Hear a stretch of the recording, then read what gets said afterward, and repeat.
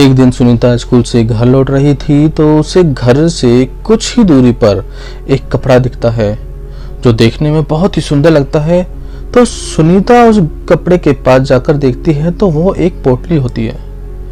सुनीता ने घर जाकर वो पोटली अपने पिताजी को दे देती है और बताती है कि भाई वो पोटली मुझे घर के नजदीक ही मिली है।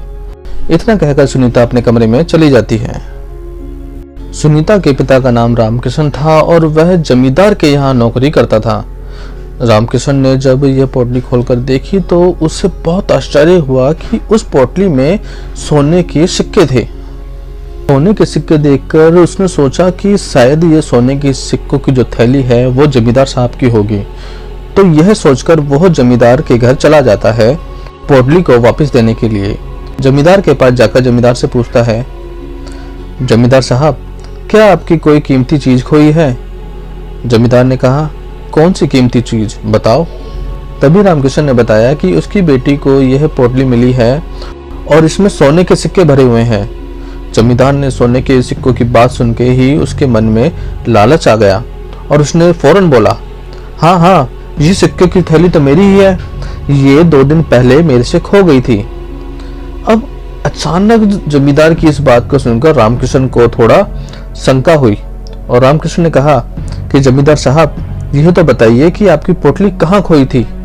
तभी जमींदार ने कहा, ये मुझे याद नहीं आ रहा कि कहाँ खोई थी, बस मुझे इतना पता है कि यह सोने के सिक्कों की जो पोटली है वो मेरी है। जमींदार की यह बात सुनकर रामकिशन समझ गया कि जमींदार झूठ बोल रहा है। रामकिशन ने मौका पाकर जमींदार से वो पोटली वापस ले ली और कहा, यह पोटली आपकी नहीं है, यह मेरी बेटी को मिली है तो ये मेरी हो गई। तभी जमींदार को गुस्सा आ जाता है और वो रामकिशन से पोटली छीनने लगता है।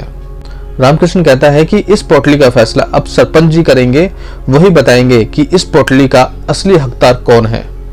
दोनों इस बात पर राजी हो जाते हैं और सरपंच के पास जाकर अपनी सारी बात बताते हैं। सरपंच जी जमींदार से पूछते हैं, जमींदार साहब आपकी पोटली में कितने सोने के सिक्के थे? जमींदार बोलता है कि मेरी पोटली में 75 सोने के सिक्के थे। फिर सरपंच सबके सामने उस पोटली के सोने के सिक्कों की गिनती करते हैं और गिनती के बाद पता चलता है कि उस सोने की सिक्कों की जो पोटली है उसमें 100 सोने के सिक्के हैं।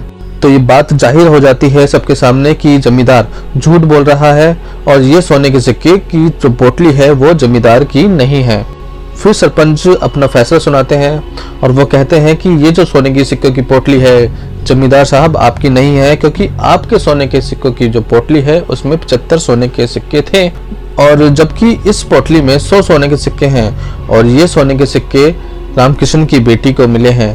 तो ये सोने के सिक्कों की जो पोटली का असली हकदार रामकृष्ण और उसकी बेटी होती है, आप नहीं। जब आपके 75 सोने के सिक्कों की पोटली मिल जाएगी तब वो पोटली आपको दे दी जाएगी।